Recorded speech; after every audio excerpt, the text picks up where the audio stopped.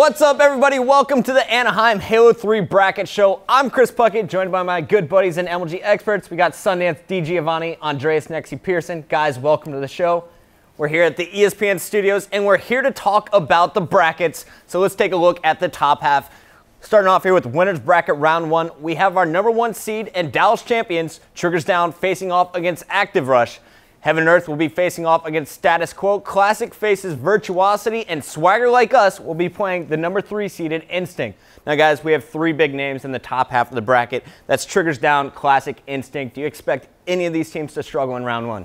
No, they might drop a game here or there, but all these teams will move on. This is just them getting prepared for the rest of the tournament. I don't even think they'll drop a game. Round one's easy for these guys. All right, now a matchup that's not as easy is the 11th seeded Heaven and Earth. That's Karma and Anarchy on this team now, facing off against Status Quo, who just made some roster changes as well. What do you guys expect to see here in round one? Yeah, nothing to take anything away from Heaven and Earth, but I see SQ running away with this one. I mean, this is a great round one matchup for SQ. They're already 2-1 against Heaven and Earth, and they just picked up Legend. Legend placed 6th last event with Classic, only losing to Straight Rippin' and Instinct. He's going to come in and add a lot of momentum and direction to this team. Not to mention what Ace was doing last event. I was watching him on the main stage, and it was a lockdown ball game. It went into overtime, and during that second game, he goes plus 14 with most ball time, while his entire team went negative against Ambush. I mean, I've never seen stuff like that on the main stage, and that's why I got to go with SQ. I hear you, Nexie, on the Status Quo thing, but remember, this is all about potential for them. They have a ton of it. They just haven't reached it yet. I mean, they could be a top 6 team. They're always well prepared. They're always well practiced. They land like crazy. Strong Side's not with this team anymore for a reason, and that's because they never reached their potential. Now, Ace, to me, is a top talent. The guy could be on a top 4 team next season if he wanted to in a heartbeat. It's a question of whether or not they're going to gel with Legend and play well enough to reach that potential. But on the other side of it, Heaven and Earth is another team that I think has a ton of potential. I love the talent on paper right here. Karma's back. He's got a lot to prove. I think he wants to bounce back strong. If he does, that's going to be a positive. Anarchy's there. He's got some experience. That's a positive. And Killer Drew. To me, he's like a mini Hysteria. This kid's super talented, great Slayer who does objective work. And when I see that on a squad, I'm going to put that at the front. To me, Heaven and Earth has the potential to take the Status Quo down, but I don't think that they will necessarily. I'll go with that Status Quo because they're going to be prepared. But the other thing is, Heaven and Earth's a West Coast team. They're not traveling very far. They may have a lot of fans there. So, a little wild card action going on right there. They might surprise. All right, well, those are the matchups in the top half. Now let's look at the bottom half of the bracket. We start off here with Final Boss facing off against the 14th-seeded Relapse. Dynasty, the 9th seed, will be playing 8th-seeded Believe the Hype. Carbon will be facing off against Under the Influence. And North of 49 breaks into the top 16 to face off against Straight Rippin'. Now, guys, here we have Final Boss and Straight Rippin'. On paper, it should be an easy 3-0. Is that what you're expecting? Yeah, they should cruise. All right, well, now let's talk about the Friday night kickoff matches. The first match we're going to watch is between the 9th-seeded Dynasty and the 8th-seeded Believe the Hype. Now, both of these teams, they've made roster changes between events. Whether that'll help them or hurt them, we have to see. But it's the number 9 versus the number 8. I can't pick a winner here. Can you? I'm going to pick a winner, but first I got to say, Dynasty really caught my attention last event because they stuck to this aggressive playstyle that really worked for them. And at times they showed coordination that a top 8 team possesses. It was really just exciting to watch. Now coming to this event, they have a huge team change. They pick up APG from UTI, who I personally thought played excellent last event and really led UTI to that 7th place finish. And then Tizoxic from Ambush. So now they have these 2 real raw talent slayers. So they're going to take a step back in that teamwork department, but I think they're going to double their slaying ability. But I think Believe the Hype has the edge of this one because they haven't stopped practicing. They just played in the Old Spice Swagger Series online tournament and beat their round 2 opponents, Triggers Down. They beat Triggers Down online in an online tournament. That's sick. And for a team with players like Clutch on it who thrive off confidence, that's going to do huge things for him. Sundance, Believe the Hype over Dynasty here? Sure, why not? I mean, honestly, Dynasty's it's a new squad. It's not the same team. I wish they would have stayed together. I think they think they're getting better, but who knows if it's going to transfer. You bring in a quality player, not a lot of time to prepare.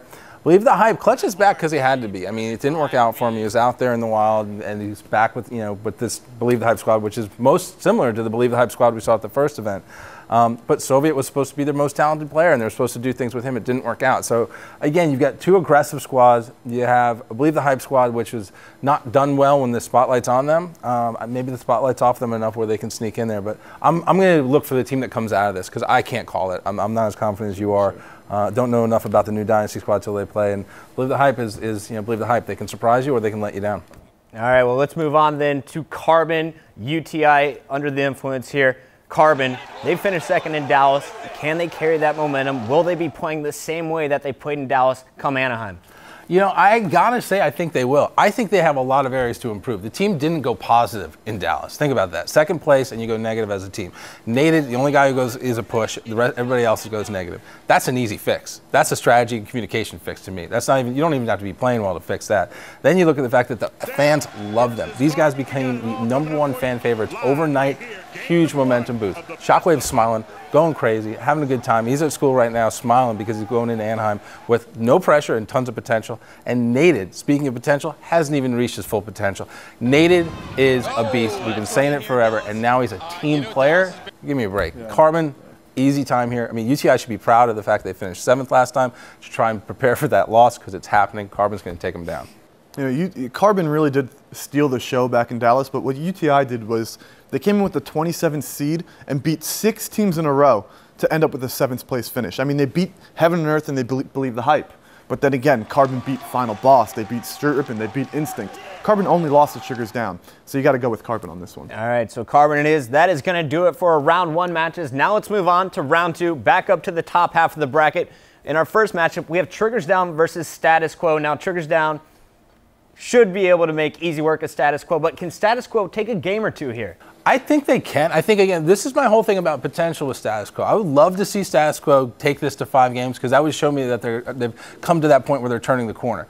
They have top 6 potential. They have the ability. Triggers Down open slowly sometimes. Let's not forget, sometimes they struggle early on. Not that they look ahead, but for some reason it seems like they need to warm up. So Status Quo, prepare for this because you could take a game or two. I'm not saying you're going to win it because that would be a miracle, but hey, who knows? But take a couple of games, use that to build for the rest of the event, and get top 6. That would be a great event for you right there. Yeah, SQ is capable. I mean, you go back last event, they did take that Guardian Ball game away from Triggers Down, but now that Guardian Ball is gone, Triggers Down's going to run away with it. All right, well, now let's move on to Classic versus Instinct. Now, this match, I'm excited for this one. Lots of history in this one. Classic, 2 events ago, beats Instinct. Instinct edges them out last event in Dallas. But now we also have bad blood going into this match. Ghostyami kicked off of Instinct. He's now on Classic. What can we expect to see in this matchup? You know, I think I'm going to come out and say it. Classic's going to ruin Instinct's tournament this time around. Literally. I mean, you got to look at the history. Classic beats Instinct back in Columbus, and they brought him to Game 5 last event. This roster is really starting to come along. It's such a well-rounded roster. I mean, you got Soldier 187, who's just evolved as a player, and Chig, who's still going nuts with that sniper rifle. You pick up Ghostyami. Ghostyami hasn't proved himself. He did not prove himself with Instinct last event. I mean, you can't say anything good about him, about his performance. But now he gets to prove himself against Instinct, and I think he's going to teach these guys everything he knows about his ex-team to defeat him. See, the thing is, I gotta say it. I don't understand how Ghost got booted off of Instinct. He didn't play well, and they finished in 3rd. They beat Straight Rippin', a team they couldn't beat. Neighbor was in a position to get that monkey off his back and to be able to say, okay, Straight's not my concern anymore, first place is. Okay, but no, instead they make a roster swap. Look, maybe it works out. Maybe I'm wrong, but I thought that Instinct could have built on that. Ghost, I think, will benefit from this. I think he's on a squad right now that has a lot of potential. Again, if they can keep the slaying up with Chig and these guys, performing well and strategizing well with Ghost, and Ghost plays with a little bit of anger. Remember Angry Ghost you wanted to see? We didn't see him. See a little Angry Ghost maybe, and maybe we see a little John back and forth between him and Neighbor. I think Classic could take this. I think they could do enough to get Instinct off their game. I think they could upset it. Well, if anyone knows how to get in Neighbor's head, I think it might be Ghostyami after teaming with him. Guys, let's move down to the bottom half of the bracket now. We have Final Boss most likely playing up against Believe the Hype here. Will Final Boss struggle with Believe the Hype's aggressive play style? You know, I think the new Final Boss play style, that patient, passive play style, is just custom built to beat teams like this. I mean, they're going to let you get aggressive, they're going to let you make mistakes, and they're going to capitalize on it. Unfortunately, I kind of feel bad for the Believe the Hype or the Dynasty that comes into this game. And Sundance, you were making a weird face there. What are you thinking? It drives me nuts, guys. You have all the talent in the world, and you sit back and just wait till 2 minutes. Like 2 minutes are going by, and we have 1 kill. That's not Final Boss. That's Final Boss. That's a different squad. Strong side proved he can still do it. He was your most positive player last event, second most positive player in the whole tournament behind Pistola. Cut him loose. Like, go play the game. Let's see what you guys have. You have the ability. There's no doubt about it. You have the experience. Heretic is here. A map you guys could just run and go nuts on, but no, they're going to sit back and wait. And yes, they should win this, but you know what? I think they could find themselves in a position where, you know, you start to see the cracks in the armor early on, where an aggressive team maybe takes a couple of games from them, and then later on they get steamrolled by a talented, aggressive team who's not afraid of losing. Can't be afraid to lose and expect to win.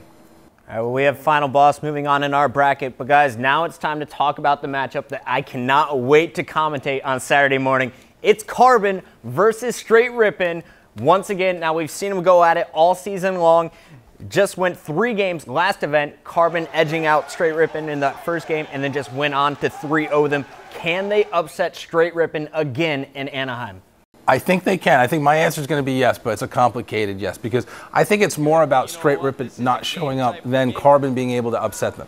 They're not going to sweep them again. I'll guarantee you that this isn't a 3-0 for either team. I think that this should be a well-fought battle by both squads. I think that Straight will have a lot to prove right here, but here's the added X factor. This is the most important matchup for Straight Rippin' all season long. They win this, everything's okay. They're still good. They lose this, maybe the wheels come off. Maybe some questions start getting asked internally amongst the teammates that they're not ready to answer yet. These guys on paper are still, to me, the best team out there in terms of potential, in terms of skill and ability. The gap is a little bit less than it used to be, though. Triggers Down is right there. You know what I mean? It's almost dead even. But again, there's something about Straight when they play well that you don't see out of other teams. When they play well, they dominate. When Triggers Down plays well, they do what they need to win. They keep the games close and put themselves in a position to win. So Straight Rippin' has got to show up here, or else, you know what? Their whole season becomes a question mark. Yeah, I definitely think Carbon's able to repeat, but if you go back and look at it, I mean, I felt like some of the games could have gone either way. And Carbon didn't really play the 100% Straight Rippin' that we've seen in the past. So for this one, I'm going to say Straight Rippin's bouncing back and is going to squeeze one out, but, you know, it could go either way. Sonny, you taking Straight or Carbon here? I'm going to, with hesitation, take Straight, because I think that they are a better squad. If they're both playing at their best, I think Straight's the better squad. All right, well, we'll have to wait till Saturday to find out. Guys, that's going to do it for the first 2 rounds. We're going to go to a quick commercial break, but when we come back, we'll talk about the 3 matches remaining.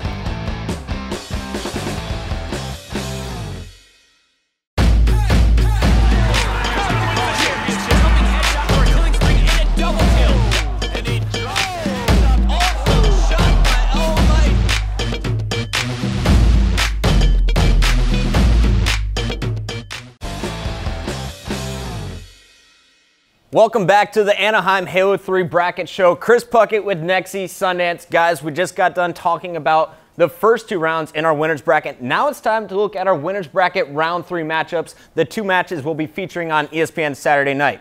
In our first match, we have Triggers Down facing off against Classic. That's right, you called the 6 seed to advance to winner's bracket round 3.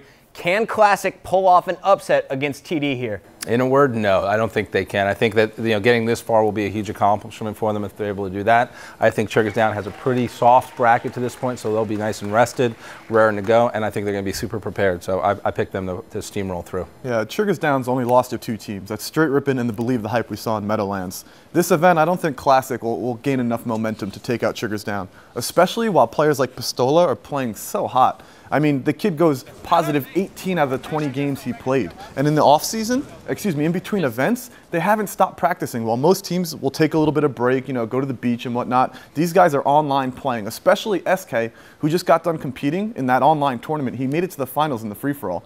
This just shows me he's working on his individual skill, and that's pretty much the only thing you could criticize him on. So both you guys advancing Triggers Down to the winner's bracket finals? Yes, sir. All right, well, now it's time to find out who they will be facing. We have Final Boss taking on Straight Rippin' here, the 4 seed versus the number 2. Final Boss, can they take out Straight?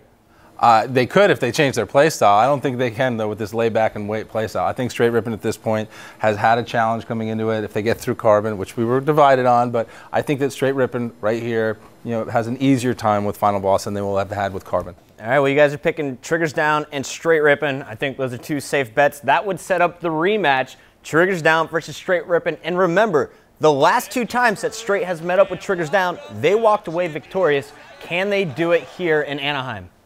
Yeah, absolutely they can. I mean, they've got Snipe down on their team, and he's arguably the best player in the league up there with the Pistolas and the Hysterias of the world.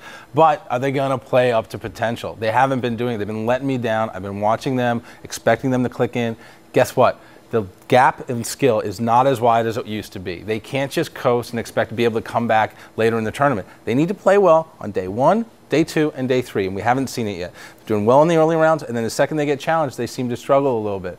Having said that, first, fourth, you know, that whole thing of them bouncing back, you know, this would be the one where they bounce back. But if they don't, if they struggle with Carvin, they're going to be in a bad place right here. Because guess what? Triggers Down has 3 of the most incredible players in the circuit right now. They got Hysteria, who everybody knows about, but they have the new dangerous duo in Pistola and Hines. I said Hines was the MVP at Dallas, and I'm sticking by it, even though Pistola was a ridiculous performance, positive 141. I mean, who does that?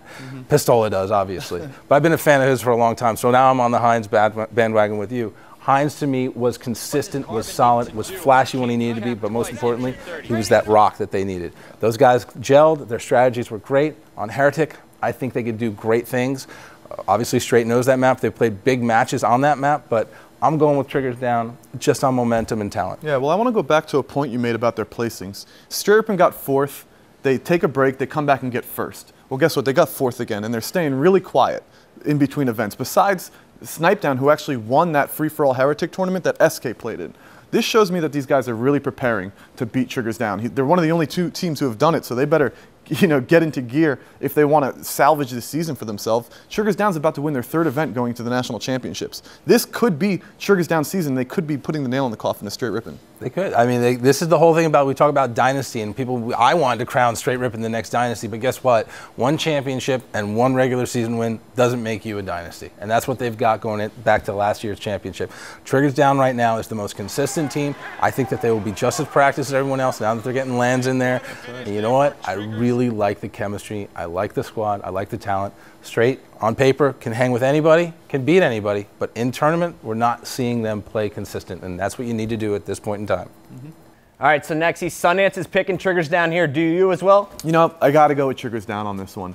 These guys are winning tournaments, and they go back, don't stop after a tournament, they continue practicing, and they're still finding weaknesses about themselves. SK going back and working on his individual skill, that just shows me how dedicated they are, and I can't root against that. All right, well, both of you guys are picking Triggers Down. I'm going the other way. That's right, I'm picking Straight Rippin. If they go up over Carvin in Winners Bracket Round 2, they will go undefeated in the Winners Bracket, and it will be because Heretic is back in the lineup. Guys, that's going to do it for the Anaheim Bracket Show. I'm Chris Puckett for Sundance and Nexy. Thanks for watching.